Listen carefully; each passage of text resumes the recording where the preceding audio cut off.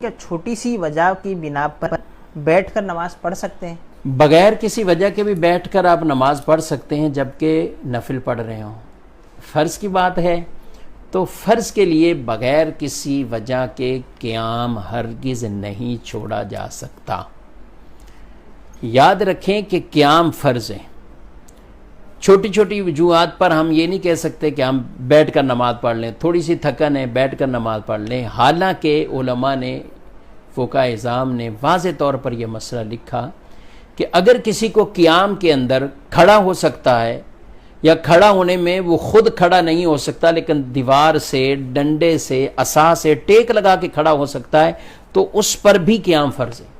वो खड़ा होकर ही, यानी फ़र्ज़ नमाज पढ़ रहा हो, वितर पढ़ रहा हो, सुन्नत फ़जर पढ़ रहा हो, तो क़याम उस पर फ़र्ज़ है, उसी तरह वो नमाज पढ़ेगा। उज़र बनाकर, अब वो इस तरह नहीं है कि थोड़ा सा उज़र हुआ और वो बैठ जाए, ऐसा नहीं है। हाँ, अलबत्ता जिसके पास क़याम की ताकत ही नहीं है, खड़ा हो ही नहीं सकता है किसी तरह, या उसको नाकाबिले बर्दाश्त तकलीफ़ है, कुछ इस तरह का मामला है, तो दूसरा ऑप्शन शरीयत का यह है कि ज़मीन पर बैठ जाए, ज़मीन पर बैठ कर नमाज पढ़े। सजदा कर सकता है ज़मीन पर, तो ये बाकायदा ज़मीन पर बैठे, क्योंकि क़याम का उज़र इसके लिए हुआ है ना। अब तो सजदे के लिए तो अभी इसके लिए कोई माफ़ी वाली सूरत नहीं कि सजदा भी इस पर माफ़ हो गया, नहीं। तो अब ऐसे लोग भी आकर कुर्सी पर बैठते हैं और बड़े तरीके से कुर्सी पर नमाज पढ़ते हैं, चले जाते हैं, तो ये अपनी नमाज़ों को ज़ाया कर रहे होते हैं। अब इनके लिए हुक्म ये है कि ये ज़मीन पर बैठ जाएं और ज़मीन पर बैठकर बराह रास्त ज़मीन पर सजदा करें।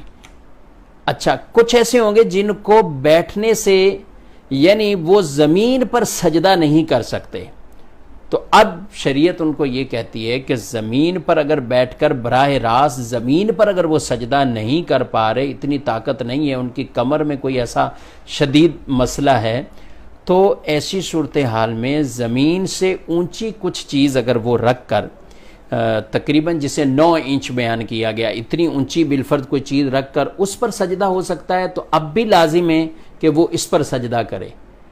और अगर ऐसी भी कैफियत उनकी नहीं है, इतने वो मरीज़ हैं या इस तरह की कैफियत है कि वो बैठ सकते, तो फिर उन पर सजदा जो जब उन पर ख़त्म होगा, यानी छूट मिलेगी, तो ऐसे अफराद माजूर शुमार किए जाएंगे, वो इशारे से अपनी नमाज पढ़ सकते हैं, फिर वो कुर्सी पर पढ़ लें।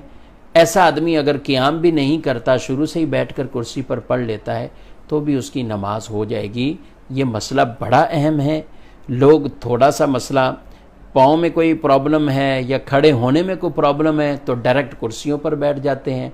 हमारे यहाँ लोगों ने कुर्सियाँ इतनी धड़ाधड़ मस्जिदों में रखना शुरू कर दी, जैसे मस्जिदों में पहले कुरान पाक रखे जाते थे, अब लोग कुर्सियाँ ला के रख रहे हैं। 10-10 कुर्सियाँ, 20-20 कुर्सियाँ, कुर्सियों की बाकायदा सफ़े बनना शुरू हो गई हैं। तो ये एक अजीब सा अंदाज़ हो गया।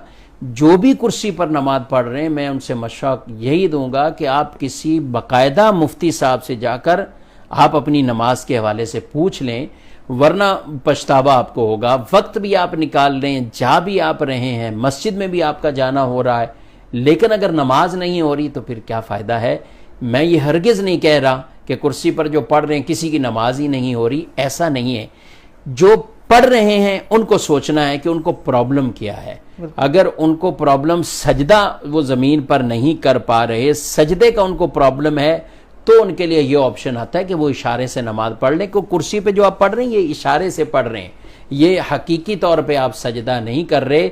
ये सब चीज़ें अब आपकी एक तरह की इशारे से हो रही हैं। तो फ़र्ज़ नमाज, वितर नमाज और सुन्नत फ़जर, इनमें बतौर ख़ास इन चीज़ का ख्याल रखें।